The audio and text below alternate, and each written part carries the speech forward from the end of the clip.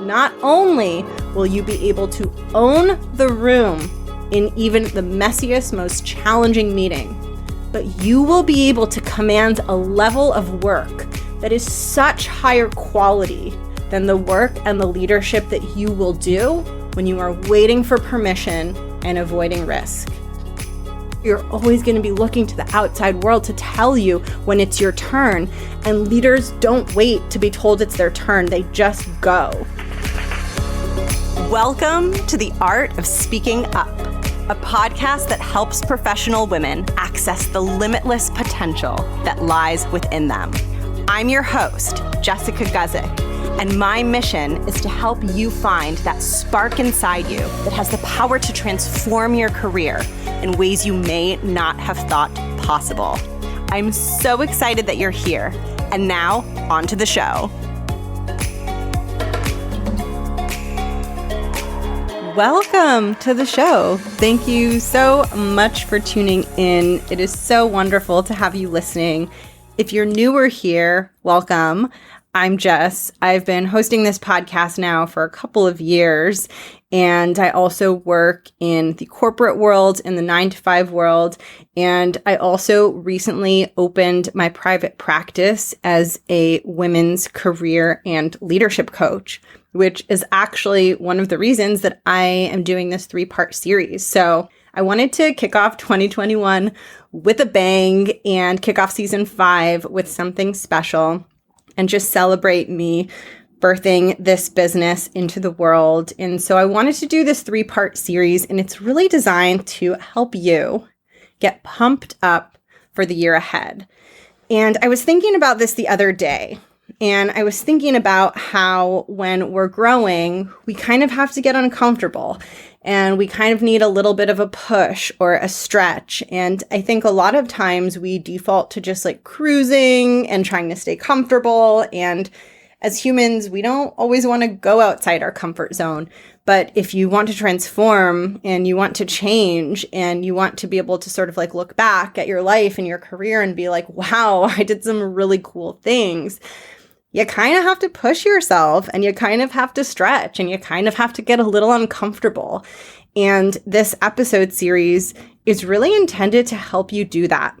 And in part 1, I shared a little bit of a framework that's really designed to help you figure out where your next growth edge is. So I don't really like to think of things as like strengths and weaknesses. I like to think about it, I like to think about strengths, but I like to think about weaknesses as these edges, like these rough edges that we are being invited to lean into. And if you want to grow really fast, if you want to have extraordinary change, one of the most powerful things you can do is find those edges. Find those places where you're still showing up kind of small, and get to work on building courage and building the bravery to start showing up differently in those places, right? And that is not an easy thing to do. I think sometimes we do want to coast. We do want things to be a little bit easy, a little bit comfortable, but that's just not where growth happens. That's not where all the good, rich growth comes from. It comes from the moments of facing our discomfort and doing scary things. But the most wonderful thing about that is that what you gain in the aftermath is it's like you can't put a value on that. And it's not even about your career, and it's not even about like what it does for you professionally and climbing the ladder, even though those things are so wonderful and that's what I want for you. But it's really about the feeling that you have inside with yourself after you do something that you know was hard for you, that you know that your brain was negotiating with you, telling you not to do, and you showed up and you did it anyway. The feeling that you feel on the other side of that there is nothing like it. And to me, that feeling is confidence. And it only comes after you do the hard, scary thing. And this week's series is really designed to help you surface what are those growth edges? What is the next hard, scary thing that if you start doing it, not only is your career going to begin to accelerate, but you are going to, if you stay committed and you really show up and do it, you are going to start tapping into those feelings of confidence and that embodied knowing that you showed up for some hard shit and did it. And that is what I want for you. But it requires a bit of a stretch, right? And that's what I'm here to help you do. Now, when we are stretching, it is hard, it is uncomfortable, it doesn't feel good a lot of the time.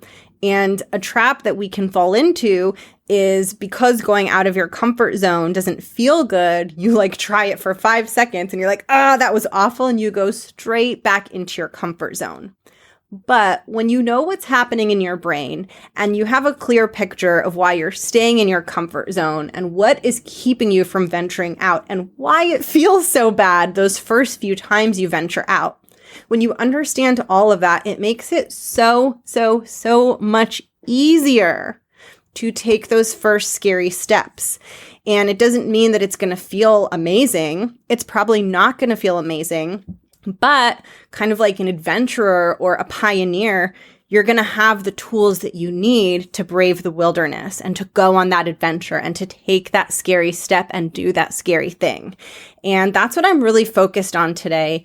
And I'm double clicking into the skill of advocacy. So if you listen to part 1, you heard me talk about these 4 skills that will help you achieve so much success and will help you be so powerful and effective in a 9-to-5 type of setting.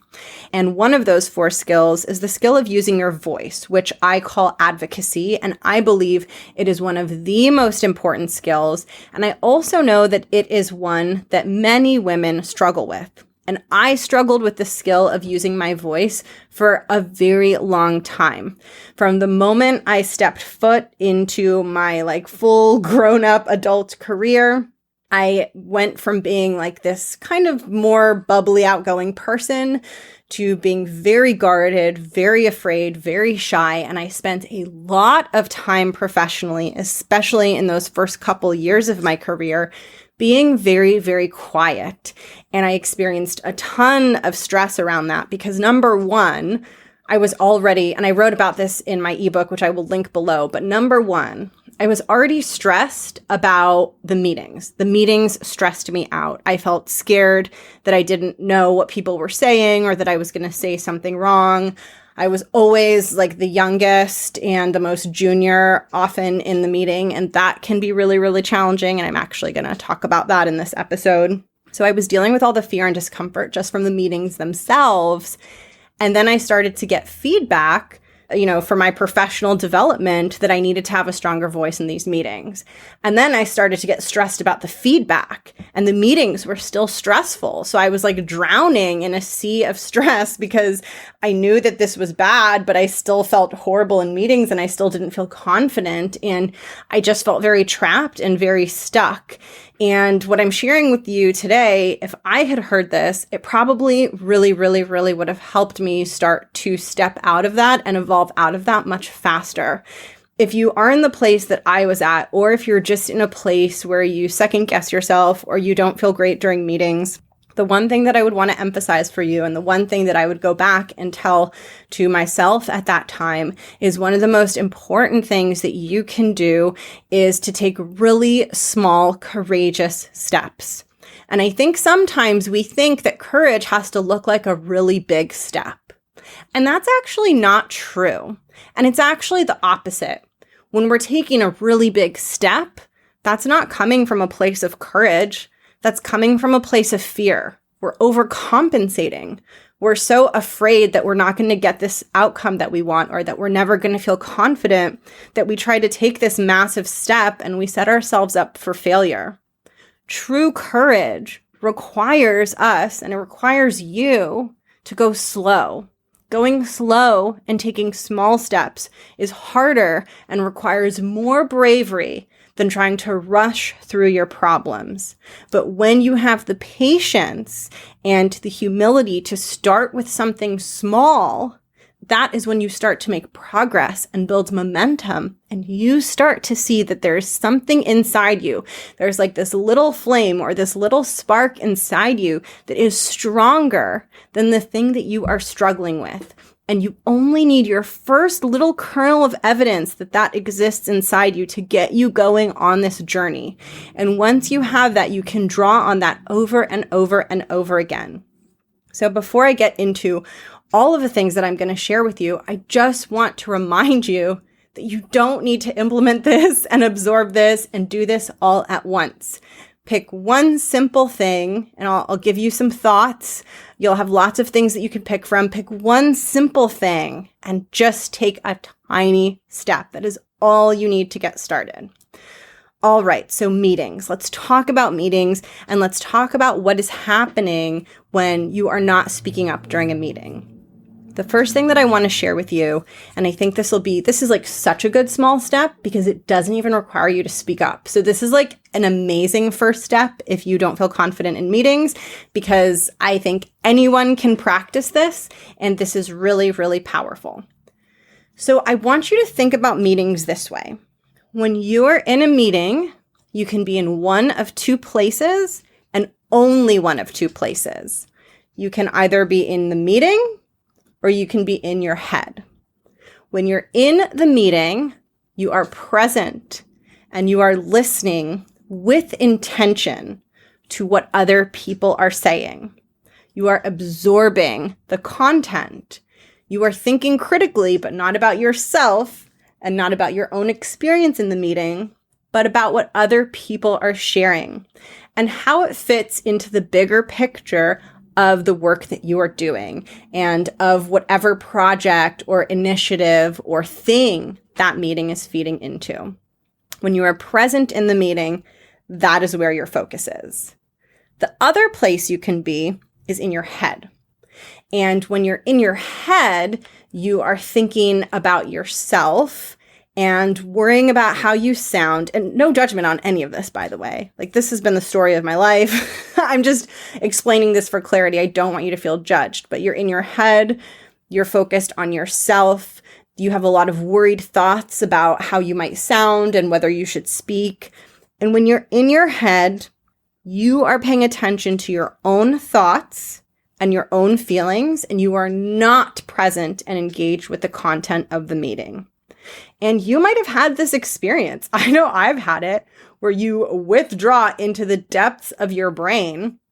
And then by the time you come out and you feel like you've sufficiently decided what you want to say, the meeting's in a different place and you've missed the discussion and you've missed the point, right? So this is also why it can be so hard to get out of the trap of staying quiet during meetings, is because you're retreating into your head and focusing on your worried thoughts, and that prevents you from actually doing what you need to do to engage in the meeting, which is being present and listening to what is happening in the meeting. And again, there's nothing wrong with this, right? When you get scared, your brain wants to try to solve the thing that you're scared of. So it's not going to pay attention to the content of the meeting. It's going to pay attention to the things that you're worried about and concerned about. And chances are you're not worried and concerned about the topic of the meeting, right? You're worried and concerned about yourself and what you're going through. That's a very natural human thing. But I just want you to notice that you can only be in one place at a time. And a really, really good first baby step is to just practice spending more time in the meeting present and less time in your head. And a really useful way to think about this is kind of like those signs that you put on the doorknob of your hotel room of like, do not disturb, or like, please clean my room. Like when there's two different things on each side. You can think of yourself as having like a sign that flips, and whenever you're present in the meeting, the sign is flipped to like present, and whenever you find yourself retreating into your own thoughts, then the sign is flipped to like, oh, I'm not in the meeting anymore.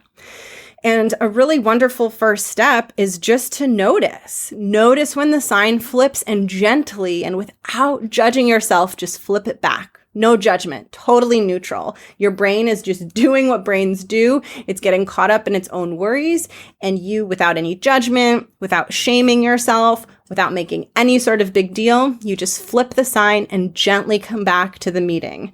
And you do this with the same gentleness you would use if you're training a puppy, right? The puppy is trying its best, but it's a puppy and it's running all around just like your brain, right? So you gently remind the puppy, no, come back this way, right? Come back this way. Just gently flip the sign back to presence in the meeting. If you only do this, it will get you really, really far, and it will help you feel better in meetings. Because if you're anything like me, those thoughts that you're retreating to in your head, they're not thoughts that make you feel good. They're not thoughts that make you feel calm and powerful and confident. For me, those thoughts do the opposite. They make me feel worried. They make me spin, right? And it was those thoughts that prevented me from speaking up in meetings because A, I wasn't present, and B, they made me feel bad. And when you feel bad, it's very, very difficult to take action, right? It's very hard to show up courageously when you're stuck in your head and you're spinning over those thoughts. So my first suggestion to you is just start to notice this happening without any judgment whatsoever, but just start to notice this happening within your mind and begin practicing without the need to get it perfect, without the need to be present every single minute of the meeting, only with the goal of trying to notice when you have lost presence and you've retreated back up into your own head, and with the goal of when that happens, gently and compassionately bringing yourself back into the meeting. And that doesn't even require you speaking up. Now, here's something really important though. When I say gently and compassionately, and when I say don't try to get this perfect, that is real, and you have to follow that part of the instructions too, right? So a lot of you like to do things right. You like to do things correct. You are very high achievers. And when it comes to having this mindfulness and observing your brain doing these things, you cannot be a perfectionist about it because brains are like rogue, wild creatures. They are very hard to tame. So you have to have lightness. You have to have gentleness. And this is going to be a wildly imperfect process. So just allow it to be that way so that you don't make it any harder than it has to be. So that's the first thing I want to share. And the second thing I want to share is I want to talk a little bit about what you might be thinking during those moments when you do retreat into your brain, right? Because of course, the goal is presence, but that's not going to be possible. We're all human. We all have this brain. We all go in and out of presence and we go into our worried thoughts. And so it's of course helpful for you to build the muscle of returning to presence. But it is also important for you to have tools for what happens when you retreat into your thoughts and they start getting scary and uncomfortable and they start telling you things that are making you feel afraid and keeping you quiet during the meeting, right? You also want to have tools for those so that you have a full tool set, right? You have the tool set of bringing yourself back to presence in the meeting, and you have a tool set for what to do when you find yourself retreating into those thoughts. Okay, so I spent some time thinking about the different kinds of thoughts that you might have during meetings. And this is from my own experience. This is from what I've seen in my one-on-one work. And there are so many scary thoughts that our brains come up with that preoccupy us and can cause you stress during a meeting that I couldn't possibly cover all of them in this episode, although I'll have many more to talk about in the future, right? I always sometimes joke in my head, I'll never run out of topics for this podcast because if I just think of my own professional journey and my own struggle and my own drama, it's infinite. The struggle is infinite. So luckily I have lots of things to share on the show all of the time. But for this podcast episode, I'm going to really constrain and zoom into a couple of thoughts that you might have during meetings that keep you quiet. And I specifically picked thoughts that are important for you to learn how to overcome, not only so that you can speak up in the moment, but also because overcoming these thoughts actually strengthens your leadership muscle. So these thoughts represent more than just thoughts that are trying to keep you quiet in the meeting. They actually are thoughts that are trying to keep you small overall, that are trying to keep you taking up less space overall. So you will find something really, really fascinating if you begin to address these thoughts and you build your strength to speak up even when these thoughts are present in meetings. you will see there will be an impact not only on how you show up in meetings, but there will be an impact on your overall confidence and your overall sense of power and your overall ability to lead. So this obviously gets me really excited. I hope it gets you really excited too. So let's get into it. The first one that I want to talk about is about your role in the meeting. And as humans, listen, I think that we are really wired to always look around and understand our status relative to everyone around us. And actually something that I learned that was unfortunately deeply upsetting, which is a little bit of a side note, which is that as women, because we're so objectified in our culture, we're also like always scanning to see what the environment thinks of us as females, because we're so conditioned to be attractive and pleasing to the opposite sex. So this is even harder for us. We spend even more time in our subconscious brain scanning for like, how do we fit into the picture? How are people perceiving us? But anyway, to bring it back to meetings, which is really what I want to focus on right now, is it's very normal to have thoughts about your role in the meeting relative to other people. And you'll know that you have this if you find yourself more confident and vocal in a meeting where you're the most senior person versus when you're in a meeting where you're surrounded by people who are more experienced than you or have higher tenure than you, right? If you feel less confident or you speak up less when your manager is in the meeting or when there are more senior people in the meeting, that means that you have a thought, a perception, a story inside of you about your presence in that meeting and your presence relative to those other people. So when there are more senior, experienced people in the meeting, you make it mean something different about how much you can or should or want to speak up. And again, this is totally, totally normal, right? This is something that I've done a lot of, and I really struggled in meetings with older men because I just felt uncomfortable. I felt like I couldn't be at ease. I felt weird. Like I could go all the way into all the feelings I had in these meetings, being like very young and, you know, having men that are multiple decades older than me in the meeting and trying to have a voice. That was very, very hard for me.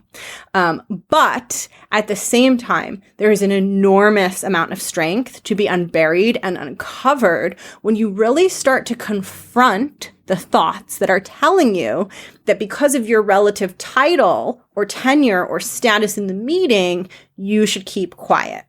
Now, the reason that this is so important is because when you're doing that, you're operating under a story that says that you need to get permission from people around you in order to be part of the conversation. And seeking permission is actually a form of shutting down your own leadership. Leadership is about bringing forth value. And when you are bringing forth value and when you are truly leading, like you're embodying leadership, you are spending zero brain power thinking about your status in the meeting, and you are spending all brain power thinking about outcomes and thinking about whether your contribution is going to move things towards a better outcome. And that is what is required to lead. Because if you filter everything you say based on how you fit in with everyone around you and based on whether you feel like you have implicit permission to participate, you're not actually thinking about what is best for the situation at hand. You're thinking about yourself and your own status. And you're putting yourself and your status and your feelings ahead of the goal that you're trying to accomplish. And when you make the goal more important, you stop worrying about your status in the meeting. You engage more deeply. You have more fun. And most importantly, you don't spend time wondering if it's okay for you to contribute. You simply join in the conversation because you've pushed yourself past the place of making it about you, and you're into the place of making it about the work and about the problem and about the solution and about the outcome. And that is just a whole different level of thinking. And it doesn't mean that something's wrong if you find yourself afraid and if you find yourself thinking about yourself. But it does mean that if you want to become a powerful leader, You have to be willing to be in the discomfort of the thoughts that are telling you that you're the most junior person in the meeting or everyone else in the meeting is, more senior than you. You have to be willing to be in the discomfort of those thoughts and put forth an opinion and a perspective anyway. And when you're doing that, you are stepping up and leading, and you are beginning to unwind a pattern of, at a deep level, wanting people to tell you that it's okay to share. And the thing about being a leader is that leaders don't ask for permission. They don't ask if it's okay to share. They just share. So this doesn't mean that if you have trouble sharing right now, that you can never be a leader and you're not a leader and something's wrong with you. It just means that if you want to build the leadership skill of having a voice, you need to recognize where you're in a pattern of waiting for other people to tell you when to use your voice, of needing these signals or needing the title or needing the tenure to use your voice. You need to find the places where you're needing all those things to feel confident and learn to feel confident in your perspective only. It's like if you strip down seniority and title and, let's say none of us have titles and we're just like all in a room. It's the people that start speaking that are going to become the leaders, right? If you're always preoccupied with like, is it my turn to speak? Is it my meeting? Am I too junior? Am I supposed to be here? All of those thoughts are literally blocking you from showing up powerfully. And it's not easy to get out of that pattern. It takes time, but you really want to start to notice places where you're keeping quiet when you have ideas and you have things to share, because you are outsourcing permission to have a voice to some external thing outside of you. So you're waiting for someone to like call on you or ask you what you think, or you're waiting for it to be like your meeting, or you're waiting, to be in a meeting where you're one of the more senior people. If you are in that mentality is going to run the way you think and the way you show up and the way you do your work. And you're never going to prioritize just showing up and sharing what it is you have to share. You're always going to be looking to the outside world to tell you when it's your turn. And leaders don't wait to be told it's their turn. They just go. And so it's not just about speaking up, right? It's about taking up space in a bigger way, and it applies to meetings and it applies to things beyond meetings. So it's so important for you just to notice, just to get curious about the places where you're looking at all these outside circumstances. Who's in the meeting? How senior are they? Is your manager in the meeting? Is it your turn to speak? Just start to notice and get really curious about all of those situations and begin to inquire and explore if you can find places where you're willing to share something, even with those thoughts present. Even if you're not sure if you're quote unquote supposed to be sharing. The minute you start testing your assumptions about when you're quote unquote supposed to be sharing is the minute you take your power back, right? You're outsourcing your power to all these people around you in the meeting. And the minute you test the assumption that you have that, I shouldn't be talking because of like who I am in this meeting or the other people in this meeting or whatever. The minute you test that assumption is the minute you take a chunk of your power and you return it back to the core of your being. That's why this one is so important. So that is a really big one. And there's another one that I want to talk about that is also very important. And it's interconnected with, the other one that I was explaining. But this one is about the quality of your idea and the quality of what it is you want to contribute in the meeting. So the first example that I gave was much more about like you not speaking up because of like your thoughts about your status in the meeting and the other people in the meeting. And like, is it my meeting? Is it their meeting? Am I supposed to be talking? Like those thoughts are all about like needing permission from the outside world to be a voice in that meeting. And what I'm saying there is to be a leader, you need to learn to give yourself permission. This second one is about the quality of what you're sharing. And so another thought or another thing you might get stuck on in your head is like thinking about your idea that you want to share and wondering like, is this a good idea? Is this a dumb idea? What will people think of this idea? Is it smart? Is it stupid? And you might find your brain like trying to solve and trying to compute and trying to figure out like, how good is this idea? Should I share it? Is it good or is it really bad? It seems good, but maybe it's horrible, right? And I also just want you to notice like how irrational all of that is. Like 1 minute it's a good idea and then 1 minute it's like the crappiest idea ever, right? Like If you can notice your brain being irrational, it will free you from so many unhelpful thought patterns, right? But coming back to like these thoughts about like, oh, is the idea good or not? Part of what's happening there is that your mind is wanting a guarantee. It wants to know that when you share this piece of information in this meeting, that it is objectively good quality information and that it will be well received. Now, the reason that it is so important to recognize that thought pattern and start to break past it and move past it is because one of the things you need to do to become a leader, in addition to the first thing I shared, which is giving yourself permission, the other thing that you need to learn to do as you become a leader is you need to be comfortable with risk. And you need to be comfortable taking risks. And listen, I know that it's hard, right? I'm not saying it's easy. By definition, when we take a risk, we are moving into an unknown territory. And when we do that, we're doing that because there's the potential for something wonderful to happen when we move into that unknown territory, right? And for you, that unknown territory is sharing your ideas. But of course, being a risk, there is also a downside. Risk, by definition, literally contains downside. And as a leader, if you are not comfortable taking risks, and if you are only willing to share things and do things that are a sure bet, that are for sure going to work, that are fully guaranteed, you are not going to be able to lead. Leaders need to be able to take risks. So when you are in a meeting and you don't know if your idea is quote unquote good and your brain is like spinning around trying to figure out if your idea is good and if you should share it, what I want to offer to you is that is a beautiful invitation for you to practice taking risks. And taking risks can feel scary. It can feel uncomfortable. It requires bravery. And inherent in risk is the fact that sometimes you will succeed and sometimes you will quote unquote fail. And of course, failure is subjective and that's a whole other thing.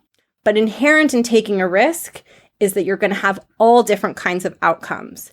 And it is really imperative that you begin to confront your fears of sharing something that someone in that room judges as stupid. I am not saying that your ideas are stupid, but what I am saying is that as long as you are trying to control what people think of what you say before you say it, you are filtering out your truth. And if you're filtering out your truth, you are not leading. I saw a quote the other day that so perfectly encapsulated everything that I'm trying to explain to you in this episode. And the quote was, leaders go first. When you go first, you don't know how things are going to go. You have no information. You don't know how it's going to be received. And when you are sitting in these meetings and you're not sure, am I supposed to be talking in this meeting? Or you're not sure, is my idea good enough? And you share it anyways, you are practicing the muscle of going first. You are practicing leading. You are practicing taking up space when conditions are uncertain and ambiguous and unknown. And if you can get good at that one thing, not only will you be able to own the room in even the messiest, most challenging meeting, but you will be able to command a level of work that is such higher quality than the work and the leadership that you will do when you are waiting for permission and avoiding risk. And I know it is hard to do these things. By definition, these things are scary, but these are the things that are required to advance. And the wonderful thing is, you don't have to take a huge leap. Just like I was saying at the beginning, yes, taking risks is big and scary. Yes, giving yourself permission is big and scary, but you can do it in small ways. Start by simply noticing when your mind goes from being present in the meeting to being in your mind. And second, find opportunities to give yourself permission or take risks in small, tiny ways. You don't have to speak up at the biggest, most challenging meeting, right? Find that next incremental meeting. You know, a really good one that I suggest for people to practice in is like, I had one client who had these meetings that like she was part of, but she was totally disconnected from these teams. Like, you know, when you get sucked into a meeting and you're like, am I even supposed to be here? Who are these people? There was no one in that meeting that was like, her boss wasn't in that meeting. It wasn't like a scary meeting. It was like a random meeting.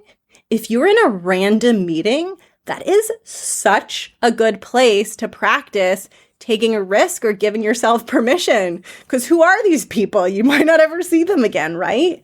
So I really want you to get creative about where you can take a risk and where you can give yourself permission. And it can be really, really small. You can give yourself permission to strike up a conversation when someone is in the kitchen next to you pouring coffee and you're feeling awkward. Maybe that's your time to take your small, courageous step and to give yourself permission and to be a leader and go first, right? I want you to be creative. I don't want you to think that this means that you all of a sudden go into the meeting, although if you want to, that's great. But this doesn't mean that you have to go into like the big meeting and all of a sudden be the most powerful person. It means you need to find small, creative little windows of opportunity to practice going first and to practice taking a risk and giving yourself permission and being a leader. And these smaller ways build momentum. And that's how you get yourself to do the bigger things, right? That's how you get yourself to be a voice in the conversation with like really senior people or in a really tough job interview. Like that's how you prepare yourself for the bigger room, is by finding these smaller places to do it.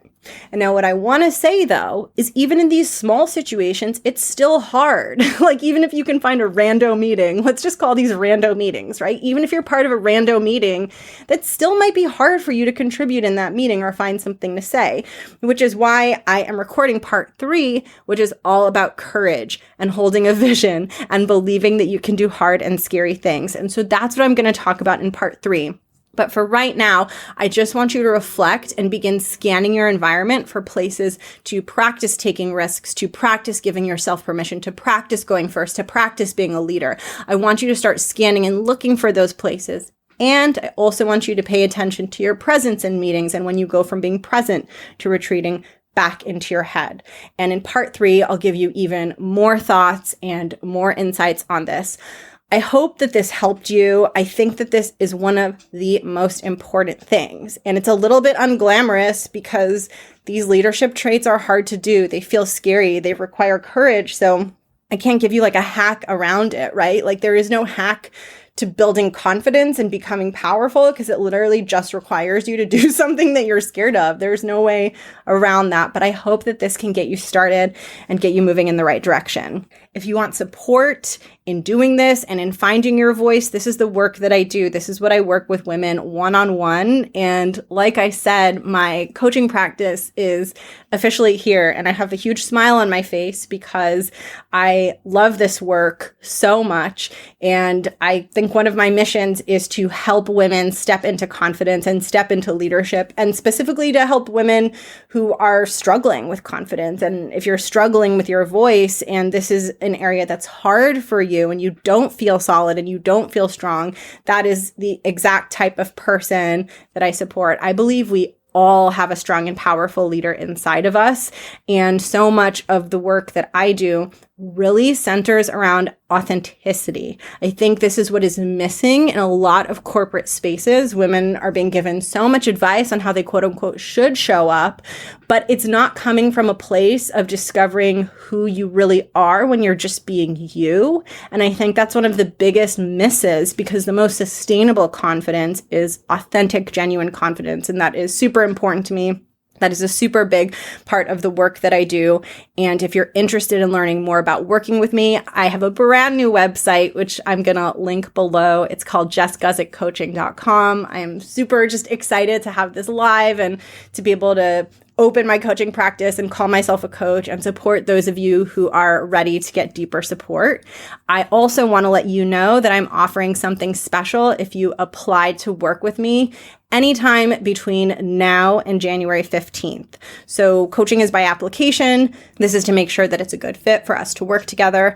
But if you submit your application to coach with me anytime between now and the 15th of January, I'll be inviting you to 2 client-only workshops. This will be totally free with your coaching package. The first one is on leading meetings with confidence, and the second one is on participating in meetings with confidence. I have found that in so much of the work that I've been doing, meetings are such a challenging place for so many of you. And the one-on-one work that I do is really helpful in helping you get your mindset in the right place for meetings, helping you learn executive skills that will help you feel powerful in meetings.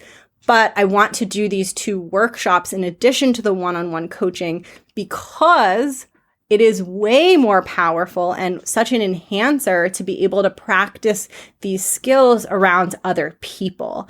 And that might feel scary, but I'm really excellent at creating and facilitating a room where you feel very comfortable and where the parts of you that are brave start feeling almost like they're like tickled. They're like, oh, I want to try this. I want to participate. I want to use my voice. I'm really good at creating that environment where you feel comfortable and you feel like, oh, I want to give this a try, because I know that's what you need to bring out your voice. And so that's why I'm really excited about these 2 workshops, which you will get an invitation to both of them for free if you apply to coach with me between now and January 15th.